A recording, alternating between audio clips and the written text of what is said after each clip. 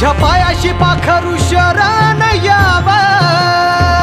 तुझ्या नामानं काळीज भरून जाव, तुझ्या गुणाचा पवाडा किती